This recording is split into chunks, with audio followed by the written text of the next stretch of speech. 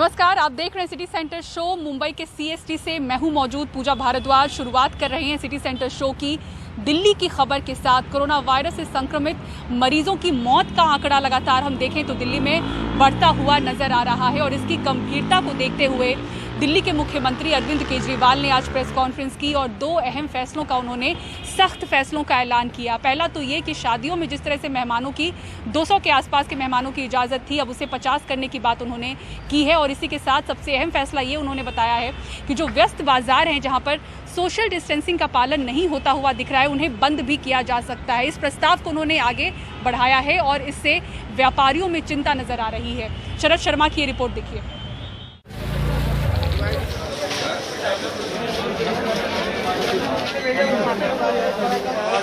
चांदनी चौक का Bhagirath palace market.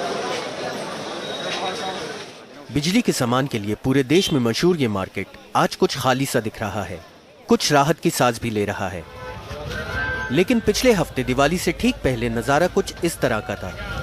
कंधों से कंधे टकरा रहे थे, कुछ लोग बिना मास्क भी नजर आ रहे थे, जिनका चालान भी काटा जा रहा था। दिवाली के सीजन के दौरान ये सब चलता रहा, लेकिन अब नहीं चलेगा। दिल्ली के मुख्यमंत्री अरविंद केजरीवाल ने फैसला किया है कि अब जिन बाजारों में नियमों का पालन नहीं होगा, बाजार के हॉटस्पॉट बनाने की आशंका होगी, तो उसको कुछ समय के लिए बंद किया जा सकता है।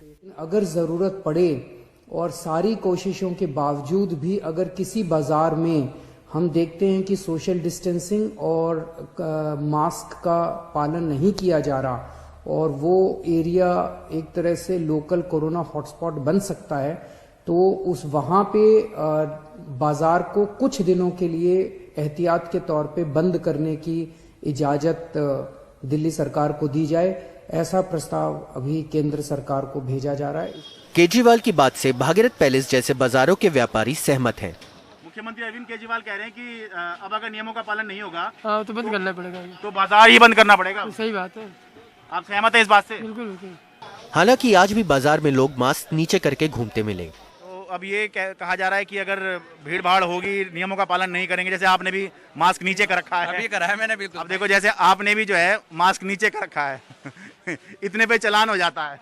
वैसे मुख्यमंत्री अरविंद केजरीवाल के ऐलान से व्यापारियों के माथे पर चिंता की लकीर खिंच गई है, क्योंकि पहले ही लॉकडाउन की वजह से सबके काम पर असर पड़ा है और अब फिर से बाजारों के आंशिक लॉकडाउन की आशंका।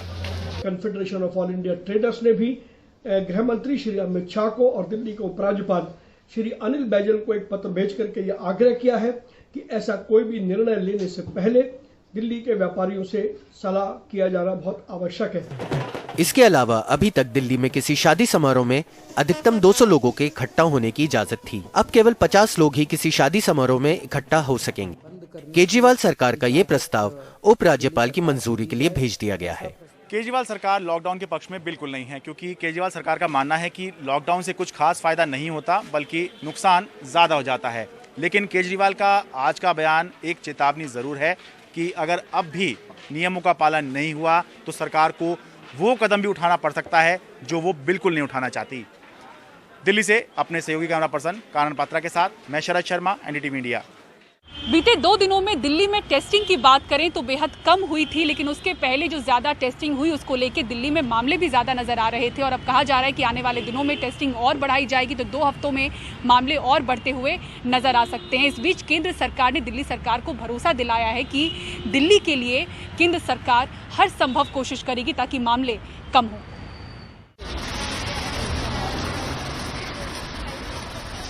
कोरोना वायरस से दिल्ली की जंग जारी है। पिछले 24 घंटों में 99 मौतें हुई, यानी हर एक घंटे में 4। ये सिर्फ आंकड़े नहीं हैं, राजधानी दिल्ली की हकीकत है।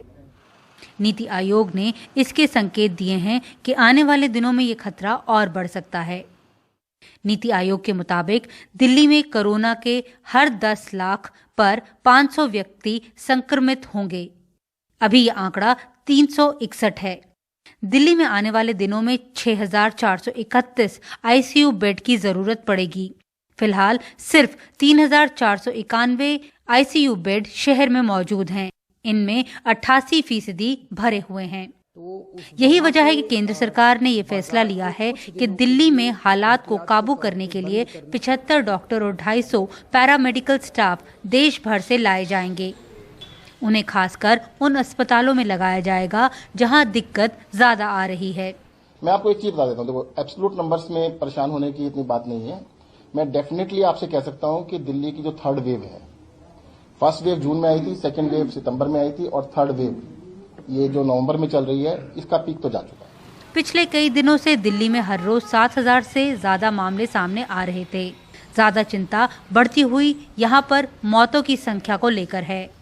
हालांकि दिवाली के चलते शहर में पिछले 2 दिनों में सिर्फ 50,919 टेस्ट हुए और 7,032 नए मामले सामने आए, लेकिन 194 मौतें हुईं। अब केजरीवाल सरकार का ये दावा है कि आने वाले दिनों में टेस्टिंग दुगनी की जा रही है, यानी हर रोज लाख से ज्यादा टेस्ट होंगे, यानी कोरोना संक्रमण के मामलों में संख्या में और ज्यादा बढ़ोतरी होगी। जो अभी टेस्ट किए जा रहे हैं, अभी लगभग 60,000 टेस्ट हम लोग डेली कर रहे हैं। इसको बढ़ा के 1 लाख सवा लाख तक हमें इन टेस्ट्स को डेली बढ़ा के ले जाना है। नवंबर शुरुआत से जो कोरोना पॉजिटिव के मामले हैं दिल्ली में लगातार बढ़ते जा रहे हैं। मामले इतने बढ़ रहे हैं कि दिल्ली ने न्यूयॉर्क जैसे शहर को भी पीछे छोड़ दिया। ये ग्राफ तब तक नीचे नहीं आ सकता जब तक आम नागरिक जो हैं सोशल डिस्टेंसिंग और मास्क जो है वो ठीक से नहीं लगाएं। कोरोना के खिलाफ लड़ाई को आपको अपनी लड़ाई बनाना होगा, तभी ये जंग जीती जा सकती है। नई दिल्ली से नीता शर्मा, एनडीटीवी इंडिया के लिए। और कोरोना वायरस के लिए मोडेर्ना वैक्सीन पर पहली प्रतिक्रिया देते हुए भारत की ओर से कहा जा रहा है कि इससे उम्मीद जरूर बढ़ी है इस ट्रायल से, लेकिन ये अंतरिम नतीजे हैं, फाइनल नहीं है। नीति आयोग का कहना है कि भारत इस घटनाक्रम पर नजर बनाए हुए। नीति आयोग के सदस्य डॉक्टर वीके पॉल ने मंगलवार को कहा कि ये अंतरिम नतीजे हैं, भारत इन घटनाक्रमों पर नजर बनाए हुए है। हालांकि उन्होंने ये भी साफ किया कि मॉडर्ना का किसी भारतीय कंपनी के साथ अभी कोई करार नहीं हुआ है। सरकार की नजर दिल्ली में कोरोना को लेकर बिगड़ते हालात पर बनी हुई है। पिछले कुछ हफ्तों में त्योहारों के दौरान बाजार में भीड़ बढ़ी, लोग घरों से बाहर निकले और इसका नतीजा ये हुआ कि दिल्ली में कोरोना के मामलों में तेजी से बढ़ोतरी हुई। पिछले 2 दिनों में कोरोना के नए मामलों में गिरावट जरूर दर्ज हुई है, लेकिन स्वास्थ्य मंत्रालय ने आगाह किया है कि दिल्ली में अभी हालात काबू में नहीं आए हैं और अगले कुछ दिन सरकार का आम लोगों को हालात पर काबू पाने के लिए पूरी तरह से साथ देना होगा।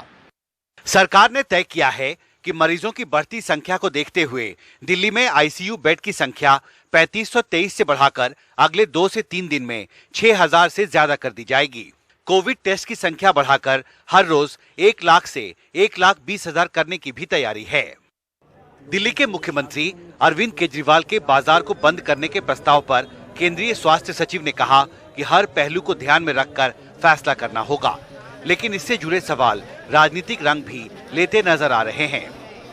अगर दिल्ली सरकार से इस प्रकार का कोई प्रस्ताव या तो दिल्ली राज्य आपदा प्रबंधन authority, Delhi state disaster management authority, जो कि माननीय एलजी की अध्यक्षता में है, जिसमें माननीय मुख्यमंत्री जी भी सदस्य हैं, को प्राप्त होता है तो उस पर वहां विचार किया जाएगा। यदि इस प्रकार का कोई प्रस्ताव एलजी साहब के मार्फत भारत सरकार को प्राप्त होता है तो उस पर भी विचार किया जाए। साफ है कोविड की चुनौती बड़ी है और अगले कुछ दिन दिल्ली के लिए बेहद महत्वपूर्ण साबित हो सकते हैं। दिल्ली से हिमांशु शेखर, एनडीटीवी इंडिया। उत्तर प्रदेश, हरियाणा और कर्नाटक के बाद अब मध्य प्रदेश सरकार भी लव जिहाद के खिलाफ सख्ती के मूड में है। राज्य के जो गृह मंत्री हैं नरोत्तम मिश्रा, उन्होंने अगले विधानसभा सत्र में लव जिहाद के खिलाफ बिल लाने की बात कही है। मध्य प्रदेश की सियासी हवा में लव जिहाद वापस आ गया है। राज्य के गृह मंत्री ने घोषणा की कि अगले विधानसभा सत्र में इस मामले को लेकर एक बिल आएगा। हालांकि कुछ बातें अस्पष्ट लगी। मोदी जी आए, उन्होंने जो कुरीतियां थी समाज के अंदर उनको मेटना चाहिए, जैसे ट्रिपल तलाक, जैसे एक शब्द आपने लव जिहाद का सुना। मध्य प्रदेश सरकार ने तय किया है कि अब धर्म स्वातंत्र अधिनियम जो है 2020, इसको संशोधित करके लाया जाए 68 वाले को, और उसमें हम जो बहलाकर, फुसलाकर, दबाव डालकर शादी कर लेते हैं, इसमें सजा का प्रावधान 5 साल का करें। और जो लोग इसमें सहयोगियों की भूमिका निभाते हैं उनको भी उसी श्रेणी में लाएं। इसे नल एंड वाइड भी करें और नल एंड वाइड के साथ साथ संज्ञेय भी इस अपराध को करना चाहेंगे हम कि ये गैर जमानती अपराध होगा। परिवार के लोग, भाई बंद, माता पिता अगर रिपोर्ट डालते हैं इस तरह की तो उसको करेंगे, और अगर वो कोई करना भी चाहता है इस तरह से तो उसे कलेक्टर से अनुमति लेना पड़ेगी, 1 महीने पहले आवेदन देना पड़ेगा। मध्य प्रदेश में 1967 का धर्मांतरण विरोधी कानून पहले से ही है। इसके अलावा मौजूदा कानून के तहत धोखाधड़ी या अपहरण भी पहले से ही एक अपराध है। ऐसे में कांग्रेस का कहना है कि सरकार की प्राथमिकताएं ही गलत हैं। यह कदम राजनीति के अलावा और कुछ भी नहीं। आत्मनिर्भर मध्य प्रदेश की बातें हो रही थी। मध्य प्रदेश में रोजगार, खेती, कृषि, अर्थव्यवस्था, इसकी बातें हो रही थी। कर्मचारियों के हितों की बातें हो रही थी। वो सब जाके एजेंडा या प्राथमिकता बदल गई सरकार की। मध्य प्रदेश तीसरा भाजपा शासित राज्य होगा जो लव जिहाद के खिलाफ सख्त कानून लाने की योजना बना रहा है। हालांकि विशेषज्ञ कहते हैं कि संविधान के अनुच्छेद 14, 15 और 25 समानता सुरक्षा की गारंटी देते हैं, वयस्कों को शादी के लिए चयन का अधिकार भी। लेकिन कानून के पक्ष में तर्क है कि धर्म परिवर्तन स्वेच्छा और बिना किसी लालच या लोभ के होना चाहिए। साथ ही कानून व्यवस्था कायम रखना राज्य सरकारों की जिम्मेदारी है।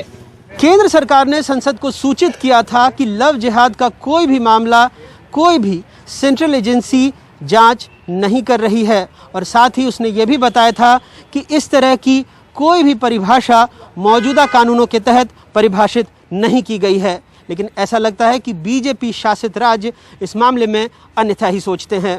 भोपाल से कैमरा पर्सन रिजवान खान के साथ अनुराग द्वारी, एनडीटीवी इंडिया। और इसी के साथ सिटी सेंटर शो में रुक रहे हैं एक ब्रेक के लिए। ब्रेक के बाद आपको दिखाएंगे कानपुर में किस तरह से औलाद के खातिर एक बच्ची के साथ की गई हैवानियत। पूरी खबर ब्रेक के बाद।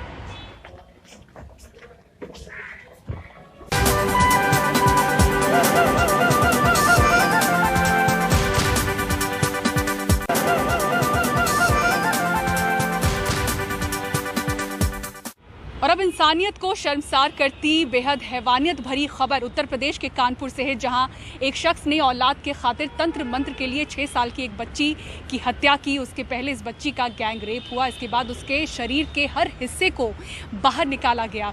जो मुख्य आरोपी है उसकी पत्नी और 2 सहयोगियों को गिरफ्तार किया गया है। कमाल खान की रिपोर्ट देखिए।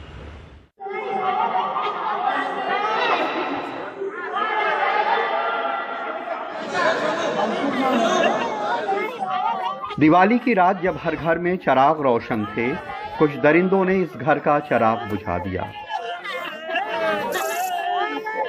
बच्ची गांव में पटाखा लेने निकली थी, फिर वापस नहीं आई। लोग सारी रात ढूंढते रहे लेकिन पता नहीं चला। सुबह मंदिर में लाउडस्पीकर से ऐलान करवाने गए, तब किसी ने बच्ची की लाश दिखने की खबर दी। बच्ची की लाश की हालत देख लोगों के होश उड़ गए। उसके गले की ये चीज नहीं है और एक सीना कटा हुआ है। सारी जो चीज अंदर होती है वो सारी निकाल ली गई है उसके अंदर कुछ भी नहीं है। और पे एक क्या कहते हैं कुरकुरे के पैकेट नीम के नीचे पड़ा था, और उसके पैंट भी वहीं पड़े थे, चप्पल भी पड़े थे, और मसाला खाए हुए गुटखा भी खोखे पड़े थे वहाँ पे नीम के नीचे पे। छानबीन में 2 लड़के पकड़े गए। पुलिस ने सख्ती की तो उन्होंने जो बताया वो सुन सख्त जान पुलिस वाले भी हिल गए।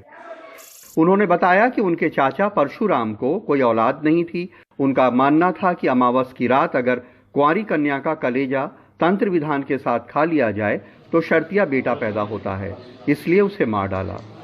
इस घटना को करने में उसके लिए परशुराम, जो उनका चाचा है, अंकुल का चाचा है, उसने कुछ पैसे बीरन को और अंकुल को दिए थे। इस घटना को करने के पहले चूंकि दोनों ने शराब पी थी, इसलिए जाने के बाद वहां उस लड़की से दुष्कर्म भी करने का प्रयास किया गया, और इसके बाद उसको काट करके और उसका लीवर लगा करके परशुराम को दिया गया था। पकड़े गए अंकुल और वीरन ने शराब पी के पहले बच्ची से रेप किया, फिर चाचा के बताए तरीके से उसके जिस्म पे सिंदूर और आलता लगाई। लेकिन वे जानते नहीं थे कि बच्ची का कलेजा कहाँ है, इसलिए वे उसका दिल, गुर्दा, आंतें सब निकाल ले गए ताकि चाचा कलेजा पहचान के खा ले। अच्छा, क्या बताया जा रहा? पैरों में रंग लगाया गया क्या? नहीं, रंग घर से कुछ नहीं लगा था। उसके पैरों में रंग लगाया गया है और हाथों में नाखून या ये रंग हो उसमें लगा हुआ है। बेटे की चाहत कितनी खतरनाक हो सकती है, यह इस वारदात से पता चलता है। आज उस माँ बाप के दिल से पूछिए जिसके साथ ये गुजरी है। हमारे पास तो कुछ कहने के लिए अल्फाज नहीं है। कानपुर में अरुण अग्रवाल और लखनऊ में कैमरामैन गिनीश कुमार वर्मा के साथ कमाल खान, एनडीटीवी इंडिया। महाराष्ट्र में लॉकडाउन के समय से ही लोग ज्यादा बिजली बिल की शिकायत कर रहे थे, इसके खिलाफ विरोध कर रहे थे, जिसके बाद महाराष्ट्र सरकार ने ऐलान किया था कि उन्हें राहत दी जाएगी इस बिल से। लेकिन अब जो महाराष्ट्र की महाविकास आघाड़ी सरकार है वो कह रही है कि वो राहत नहीं दे पाएंगे और लोगों को अपना बकाया बिल भरना होगा। लोग बेहद परेशान हैं। सोहित मिश्रा की ये रिपोर्ट देखिए। धारावी इलाके में कपड़ों का कारोबार करने वाले मसीउद्दीन अंसारी की फैक्ट्री लॉकडाउन के समय बंद पड़ी थी, लेकिन फिर भी हजारों रुपयों का बिजली बिल इनके पास आता रहा। महाराष्ट्र सरकार ने पहले लोगों को आश्वासन दिया था कि उन्हें राहत देने के लिए जल्द ही कदम उठाए जाएंगे, लेकिन ऐसा हुआ नहीं। मार्च महीने से अब तक अंसारी का 56,000 का बिल बकाया है। उन्हें नहीं पता कि वो कैसे बिल का भुगतान करेंगे। मार्च से ही बकाया है, जो धीरे धीरे करके अभी तक 56,000 हो गया है। और रीडिंग के हिसाब से अगर बिल भेजें, जितना मेरा एक्चुअल रीडिंग है उतना मैं अमाउंट भरने को तैयार हूँ। अभी हम लोग खाने के वादे हमारे, इतना बिल कैसे भरेंगे वो हमारा टेंशन है। कारोबार तो 5-6 महीना बंद था पूरा। तबस्सुम खातून के पति मजदूरी करके महीने का 10 से 12,000 रुपए कमाते हैं। घर में एक पंखा और 2 ट्यूबलाइट है और इनका एक महीने का बिल 13,000 रुपए आया है। मैं खाएंगे कि देंगे? मजदूर आदमी तो मर ही जाएंगे, क्या करेंगे, मर ही जाएंगे। बाकी इसके सिवा कुछ है नहीं। जो कमाते थोड़ा बहुत खर्चे घर में करते, साग सब्जी का, बाकी पैसा लाइट बिल में जाता है।